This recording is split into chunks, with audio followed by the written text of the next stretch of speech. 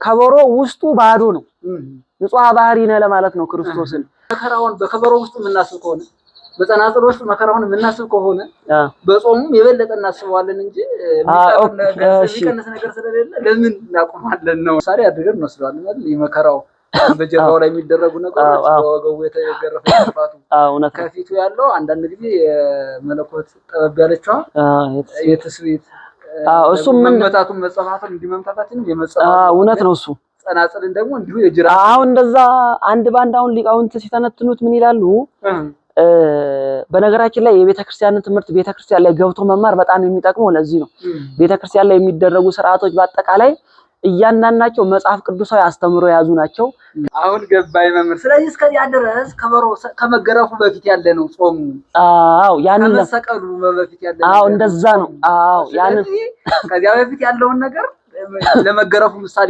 የሆነውን ነገር አምጥተን ከበሮ አንመታም የዛ ምሳሌ የሆነው እውነት ነው ከዛ አንፃር ነው ለምን ከሰዓቱ ከመድረሱ በፊት ቅዳሴው ያልከ በእንተ ጾም የሚለው ስርዓት ላይ እስከ 11 ሰዓት ስርዓት ተሰራ በእንተ ቅዳሴ የሚለው ላይ ደግሞ ቅዳሴው እስከ 9 ሰዓት ነው ስለዚህ ለአብይ ጾም ለብቻ እስከ 11 ስለሚጾም ተብሎ የተሰራለት ስርዓት የለም ከዛ አንፃር የቅዳሴው በ9 ይቀጥላል የጾሙ በ11 ይቀጥላል እስከ 11 መጾም የፈለገ ሰዓቱ ከስጋው ከደሙ በላይ አይደለም የስጋው ደግሞ ነው የመጨረሻው አይደል ጾመን ጸልየን ስለዚህ ምንድን ነው የምናደርገው ዋና ወደዛ ነው ጾሙና ጸሎቱም ያደርሰው ወደዛ ነው ያን ቀንም ከሰኞ እስከ ማክሰኞ እስከ ዓርብ ባሉ ቀናትም ያንን ቢያደርግ ቢቆርብ ይችላል ዞሮ 11 ሰዓት በላይ ነው ቅዳሴው ሰዓቱ በላይ ነው ማለት ነው የጾሙ ሰዓት እንደው 11 ሰዓት የሆነበት አመክንዮ ምን ይሆናል እንግዲህ ስለ ጾሙ ለምን 11 ሰዓት ሆነ የሚለውን ምናልባት በዋናነት ስናየው እኔ እንደምረዳው ጾሙ ራሱ አብይ ጾም ነው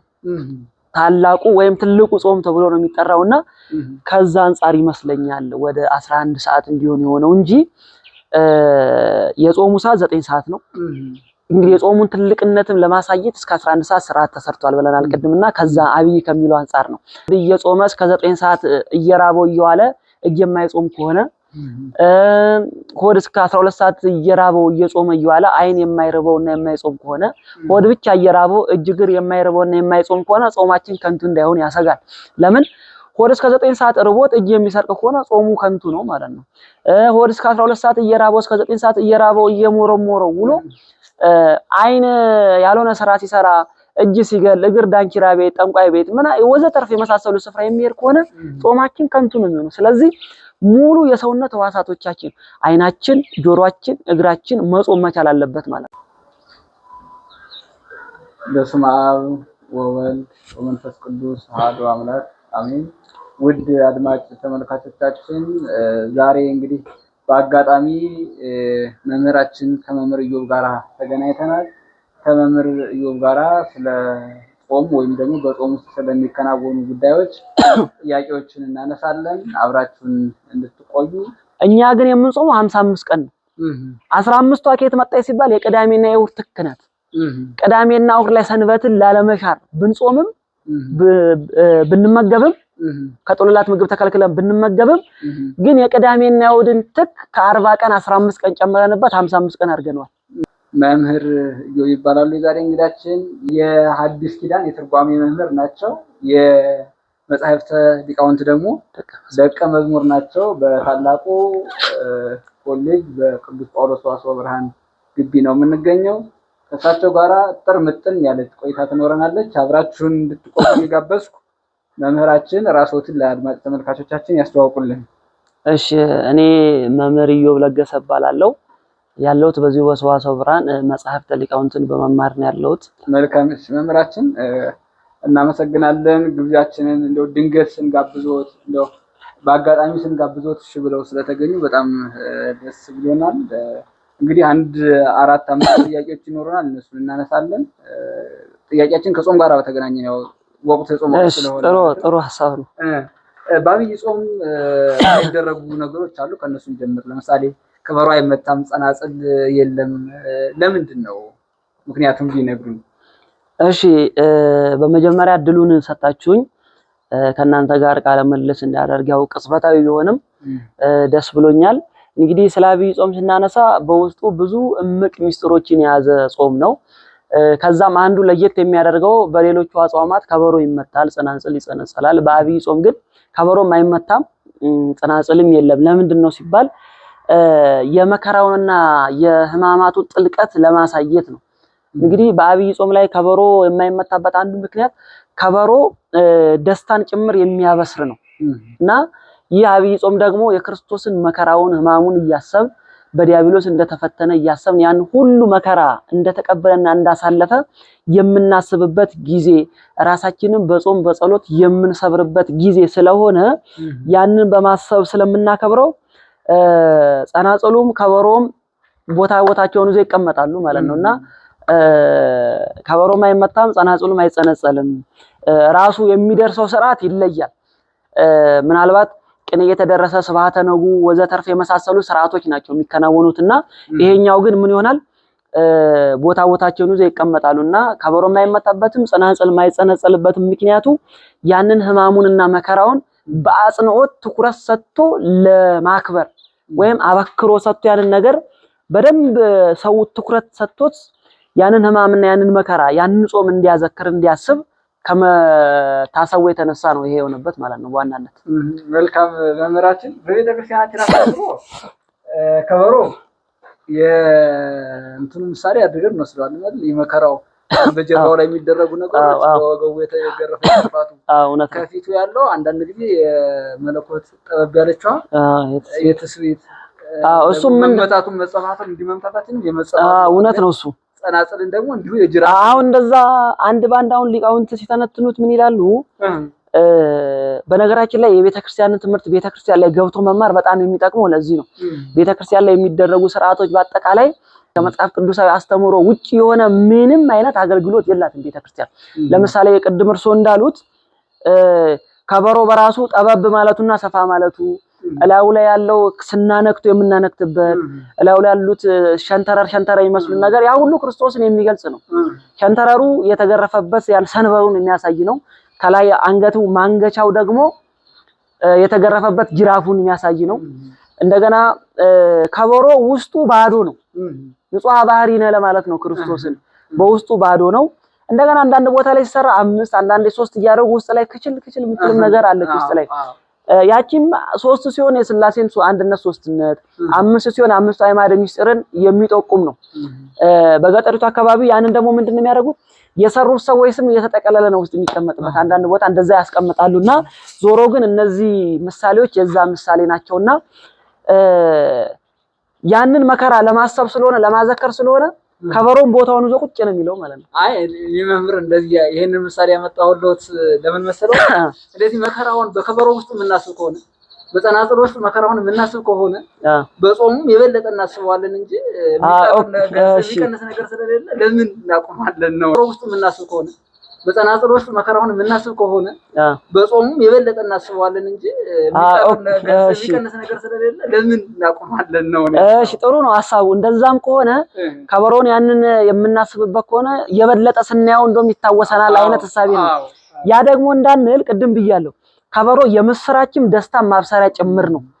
ስለዚህ አሁን ደግሞ የምስራችና ደስታ የሚበሰርበት ጊዜ ሳይሆን ሐዘን ጊዜ የለቅሶ ጊዜ በጣም በትካዜ ውስጥ ሆነን ያንን የክርስቶስን ሕማሙን መከራውን የምናስብበት እንደገና ለኛ ሲል መጾሙን 40 ቀን ከቆመ ሳይቀመጥ ከዘረጋ ሳያጥፍ የጾሙን ጾም የምንጾመውና የምናዘክረው ስለሆነ ከበሮና ጸናጽል ቦታቸውን ይዘው ነው። ልክ የሚነሱት መቼ ነው? ከበሮና ጸናጽል የሆሳዕና ዕለት ይነሳሉ። ከዛ ባለፈ ግን የሕማማቱ መጨረሻ ዕለት ዓርብ የስቅለቱ ዕለት ንሴቦ እየተባለ እየተጸነጸለ ከበሮ ይመታል። ለምን? ነፍሳት ከሲኦል ወጡ ስንል ነው። አሁን እንግዲህ ገና ነፍሳት ከሲኦል አልወጡ በሲኦል ተይዘው ነው ያሉት። ልክ ከሲኦል በወጡበት ሰዓት ግን ደስታ ነው። ያ የሲኦል ጥልና ግድግዳ ስለፈራረሰ ያ ፈረሰ የደስታ ጊዜ ነው ስንል እስራኤላውያን ባህር ኤርትራን ሲሻገሩ እንዳመሰገኑ የሞት ባህርን ተሻግረናል ስንል እያመሰገን ከበሮን እንመታለን። እስከዛ ድረስ ግን ከበሮ በአርምሞ ነው የሚቀመጠው ማለት ነው። አሁን ገባኝ መምህር። ስለዚህ እስከዚያ ድረስ ከበሮ ከመገረፉ በፊት ያለ ነው ጾሙ። ያንን ከመሰቀሉ በፊት ያለ ነው። እንደዛ ነው። ያንን ከዚያ በፊት ያለውን ነገር ለመገረፉ ምሳሌ የሆነውን ነገር አምጥተን ከበሮ አንመታም የዛ ምሳሌ ሆነው እውነት ነው። ከዛ አንፃር ነው። እውነት ላይ ያሰማልን መምህራችን። ሁለተኛው ጥያቄ የጾሙ ሰዓት ስንት ነው? እንደው አሁን ለአብይ ጾም የምንጾመው ሰዓት ስንት ነው? ምዕመናን መጾም ያለባቸው? እሺ ጥሩ ነው። እንግዲህ በፍትሐ ነገሥት ላይ አባቶቻችን ስራ ሲሰሩ ሌሎቹን አጽዋማት እስከ 9 ሰዓት እንጾማለን። የትኛውንም ጾም እስከ 9 ሰዓት ነው የምንጾመው ከአብይ ጾም ውጭ ያሉትን። ሌላኛው ጾመ ጋድን እስከ ማታ ኮከብ እስኪወጣ ድረስ እስከ ምሽቱ 1 ሰዓት እንጾማለን። ከአብይ ጾም ውጪ ሌሎቹን አጽዋማት ደግሞ ሙሉ የምንጾማቸው እስከ 9 ሰዓት ነው። የአብይ ጾም አጽዋጽም ግን 3 አይነት አጽዋጽሞች አሉት። ስንት አይነት አጽዋጽም አለው? 3 አይነት። እንግዲህ ወበጾመ 40 ቅድስት በሱባኤ ቀዳማዊ ይጾሙ እስከ ዕርበተ ፀሐይ ይላል። የመጀመሪያውን ሳምንት ወይም ደግሞ ጾመ ሕርቃል አሊያም ዘወረደ ብለን የጠራናትን ሳምንት እስከ 12 ሰዓት ይጾሙ ይላሉ አባቶቻችን። ከዛ ቀጥሎ ያለችው ሁለተኛዋን ሳምንት ደግሞ ይሄ ማለት ከቅድስት ሰኞ ጀምሮ እስከ ኒቆዲሞስ ዓርብ ያለውን ማለት ነው። ይሄኛውን አጽዋማት ጊዜ ደግሞ እስከ 11 ሰዓት ይጾሙት ብለዋል። ከዛ በኋላ ያለውን የሕማማቱን ሳምንት ደግሞ 13 ሰዓት ይጾሙ ተብሎ ስራ ተሰርቷል። ስለዚህ አባቶቻችን ይሄን ስራ ስለሰሩ በዛ ስርዓት መሰረት ምን እናደርጋለን ማለት ነው? ጾሙን እስከ 12 ሰዓት እስከ 11 ሰዓት እና 13 ሰዓት እንዲሞላ አድርገን እንጾማለን። ሌሎቹ አጽዋማት እስከ 9 ሰዓት ናቸው። ጾመ ጋድ እስከ ምሽቱ 1 ሰዓት ነው። የአብይ ጾም ግን በእነዚህ በሶስቱ የአጽዋጽም አይነቶች ይጾማል ማለት ነው። መልካም መምህራችን ቃለ ሕይወት ያሰማልን። በእውነት ጥያቄ ጾም ሰዓት ስንት ነው ነበረ? በሚገባ መልሶልናል አድማጭ ተመልካቾቻችን። ሶስተኛ ጥያቄያችን ጾሙ 11 ሰዓት ከሆነ ቅዳሴ 9 ሰዓት ነው የምንወጣው እና ለምን ቅዳሴው 11 ሰዓት አይወጣም? ምናልባት ከዚህ በታችን የሚወጡ ቀዳሾች አሉ፣ አስቀዳሾችም አለ። 8 ሰዓት ተኩል እንግዲህ እስከ 9 ሰዓት ባለው ነው በጠቅላላው የሚያልቀው። ከ8 ሰዓት ጀምሮ ነው። ለምን ከሰዓቱ ከመድረሱ በፊት ቅዳሴው ያልቃል? እሺ ጥሩ ጥያቄ ነው በእውነት። እንግዲህ ጾሙ እስከ 11 ሰዓት የሚጾም ከሆነ ለምን 9 ሰዓት ቅዳሴ ያበቃ ነው ጥያቄው። እንግዲህ ይሄ ምንድነው? ጾሙ እስከ 11 ሰዓት እንዲጾም ስርዓት ተሰርቷል። የቅዳሴው ስርዓት ደግሞ የከሰዓት ቅዳሴ እስከ 9 ሰዓት እንዲሆን አዋጅ ተሰርቶበታል። ስለዚህ ይሄ የተሰራው ስርዓት ቀድሞ ነው። ለአብይ ጾም ለብቻ በዚህን ሰዓት ቅዳሴ ቅዱስ የሚል ስርዓት አልተሰራም። የተሰራው ስርዓት ምንድነው? የከሰዓት ቅዳሴ ከሆነ እስከ 9 ሰዓት የሚል ስርዓት አለ። ከዛ በዘለለ ግን እስከ 11 ሰዓት የሚል የለም። ለምሳሌ ሰው እስከ 11 ሰዓት አስቀድሶ እስከ 11 ሰዓት መጾም ይችላል። ምናልባት ስጋው ደሙን የሚቀበል ቅዳሴ ጸበል የሚጠጣ ከሆነ እስከ 9 ሰዓት ይቆያል። አይ ካለ ግን አስቀድሶ ወደ ቤቱ ሄዶ 11 ሰዓት ሲሆን እህል መቅመስ ይችላል። ዞሮ ግን የቅዳሴው ስርዓት የሚወጣው 9 ሰዓት ነው። ያኛው ግን እስከ 11 ሰዓት ጾሙን የጾም በእንተ ጾም የሚለው ስርዓት ላይ እስከ 11 ሰዓት ስርዓት ተሰራ። በእንተ ቅዳሴ የሚለው ላይ ደግሞ ቅዳሴው እስከ 9 ሰዓት ነው። ስለዚህ ለአብይ ጾም ለብቻ እስከ 11 ስለሚጾም ተብሎ የተሰራለት ስርዓት የለም።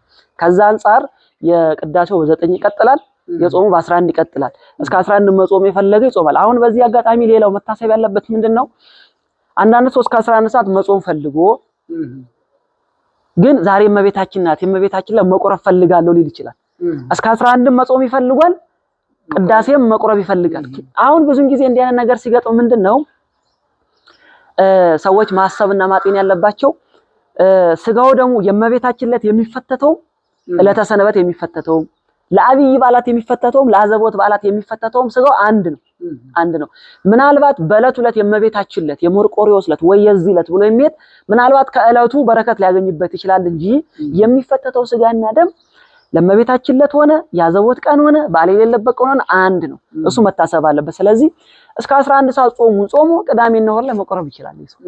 እንደዛ አድርጎ ማረግ ይችላል ማለት ነው። ጾሙን በዛ መንገድ ማለፍ ይችላል። ስለዚህ አሁን እንዳሉት የተለየ ክብር ያላቸው ለእመቤታችን ለመርቆሪዎስ የሚያከብሩት የተለየ ነገር ቃል ኪዳን ያላቸው እንደዛ ብሎ የሚያስብ ከሆነ ያን ቀን የሚቆርበውም ቁርባን ለአዘቦት ዕለተ እሑድ ቅዳሜም በአዘቦት ቀን የሚቆርበውም ቁርባን አንድ ነው።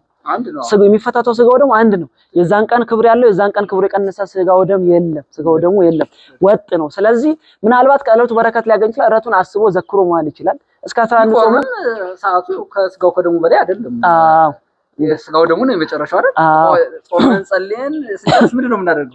ዋና ወደዛ ነው ጾሙና ጸሎቱ የሚያደርሰው ወደዛ ነው። ያን ቀንም ከሰኞ እስከ ዓርብ ባሉ ቀናትም ያንን ቢያደርግ ቢቆርብ ይችላል። ዞሮ 11 ሰዓት በላይ ነው ቅዳሴው፣ ሰዓቱ በላይ ነው ማለት ነው። ጥሩ መምህራችን። ሌላኛው እንግዲህ አራተኛው ጥያቄያችን የጾሙ ሰዓት እንደው 11 ሰዓት የሆነበት አመክንዮ ምን ይሆናል? እንግዲህ ስለ ጾሙ ለምን 11 ሰዓት ሆነ የሚለውን ምናልባት በዋናነት ስናየው እኔ እንደምረዳው ጾሙ ራሱ አብይ ጾም ነው። ታላቁ ወይም ትልቁ ጾም ተብሎ ነው የሚጠራውና ከዛ አንፃር ይመስለኛል ወደ 11 ሰዓት እንዲሆን የሆነው እንጂ የጾሙ ሰዓት 9 ሰዓት ነው። እንግዲህ የጾሙን ትልቅነትም ለማሳየት እስከ 11 ሰዓት ስርዓት ተሰርቷል ብለናል ቅድምና ከዛ አብይ ከሚለው አንፃር ነው። አንዳንድ መምህራን ምን ይላሉ?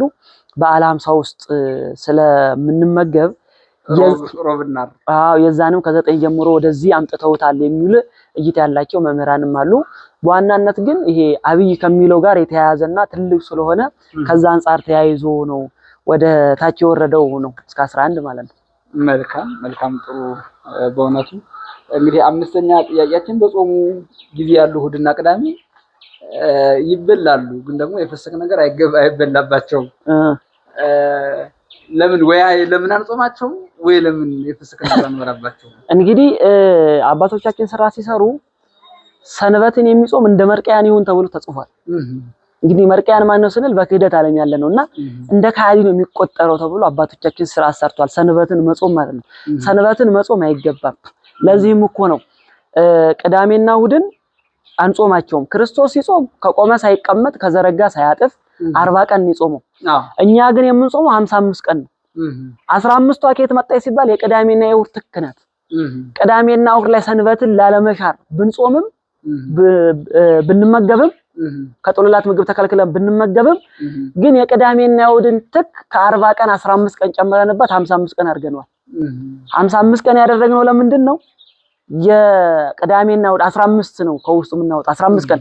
ቅዳሜና እሑዶቹ 15 ናቸው አጠቃላይ ሲደመሩ 40 ቀን ውስጥ ያሉት ማለት ነው። ስለዚህ የዛን ትክ ስናወጣለት ስንት ቀን እንጾማለን ማለት ነው? 55 እንጾማለን እንጂ ክርስቶስ የማይጾመው 40 ቀን ነው። እንደ ክርስቶስ ከቆምን ሳንቀመጥ ከዘረጋን ሳናጥፋ ከታትለን ብንጾም 40 ቀን እሰየው ጥሩ ነበር። ግን የዛ አቅሙ ብርታቱ ስለሌለ ምን እናደርጋለን? ቅዳሜና እሑድን እንበላና የዛን ትክ 15 ቀኑን ጨምረን እንጾምበታለን። ስለዚህ በዛ ምክንያት ነው ማለት ነው። ስለዚህ አሁን እሑድና ቅዳሜን እየጾምን ነው እንጂ እየበላን አይደለም ማለት ነው። እየጾምን ነው። በላንማ የሚባለው ምናልባት ሰው ምግብ ስለበላ አይደለም። በነገራችን ላይ መታሰብ ያለበት የጾም ዓላማው ጾም ምንድነው ሲባል ሰውነትን ማርከም ነው። ሰውነትን ማርከም ከሆነ ቅዳሜና እሑድ ላይም ደክሞ እንዲውሉ ማድረግ ይቻላል። የግድ ምግብ ሽሮ ጠዋት ስለቀመስን ብቻ አይደለም፣ ሰውነታችን ደክሞ ዝሎ እንዲውል ማድረግ ይቻላል። ለምን? ያንን ህማሙን መከራውን በማሰብ አንድ ሲቀጥል፣ ሁለተኛ የዛ የሰሞኑ ድካም በራሱ ቅዳሜና እሑድ ላይ አይለቅም። ስንሰግድበት የሰነበት ነው። 11 ሰዓት ስንበላ የሰነበት ነው። የዛ ድካሙ የዛ ድካም ስላለ እሑድም ቅዳሴ በማስቀደስ ነው። ቅዳሜም ቅዳሴ አለ። አብይ ጾም ሙሉ ቅዳሴ ስላለ ከቅዳሴው መልስ ስንገባ ቤት 4 ሰዓት ይሆናል። እሑድም እንደዛው ነው። በመንፈሳዊ ተግባር ስናሳልፋቸው ድካሙ የሚለቅ ስላልሆነ ስለዚህ ከምግብ ነው እንጂ ከጾም ምግቦች ነው እንጂ የምንከለከልባቸው ከሌላ እንከለከልባቸው። እንደዛ ስለሆነ የቅዳሜና እሑድን ትክ 15 ቀን ጨምረን እንጾማለን ማለት ነው። ስለዚህ ዛሬ ስለጾምናት ኋላም እየበላናት ስለሆነ ለኋላው ማከካሻ እየጾምናት ነው አሁን ማለት ነው። የጾምነው ደግሞ ከፍስክ ምግቦች በመጾም የጾም ምግቦችን በመመገብ ነው ጾሙ ማለት ነው። መልካም መምህራችን ቃለ ሕይወት ያሰማልን፣ እናመሰግናለን። እንግዲህ ድንገት አጋጣሚ አግኝተን ስናናግራቸው ነው የቆየን፣ ስንጠይቃቸው ሲያብራሩልን ነው የቆዩ መምህራችን ብዙዎቻችሁ ታውቋቸዋላችሁ። መምህር ኢዮብ ለገሰ ይባላሉ። በሚገባ ነው ያብራሩልን። እንግዲህ አስተያየታችሁን በኮሜንት አሳውቁን። የዛሬውን መርሃ ግብራችን እንደው በአጋጣሚ ይዘን በትንሿ ሰዓት ብዙ ነገር አስተምረውናል።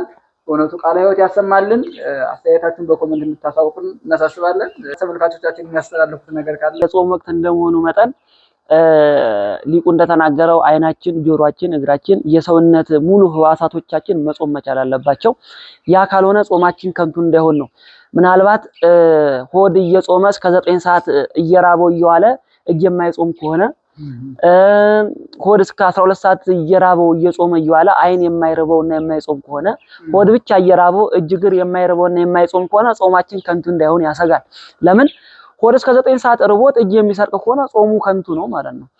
ሆድ እስከ 12 ሰዓት እየራበው እስከ 9 ሰዓት እየራበው እየሞረሞረው ውሎ አይን ያልሆነ ስራ ሲሰራ እጅ ሲገል እግር ዳንኪራ ቤት፣ ጠንቋይ ቤት ምን ወዘተርፍ የመሳሰሉ ስፍራ የሚሄድ ከሆነ ጾማችን ከንቱ ነው የሚሆነው። ስለዚህ ሙሉ የሰውነት ህዋሳቶቻችን አይናችን፣ ጆሮአችን፣ እግራችን መጾም መቻል አለበት ማለት ነው። ስለዚህ ሙሉ የሰውነት ህዋሳታችን እንዲጾም እመክራለሁኝ።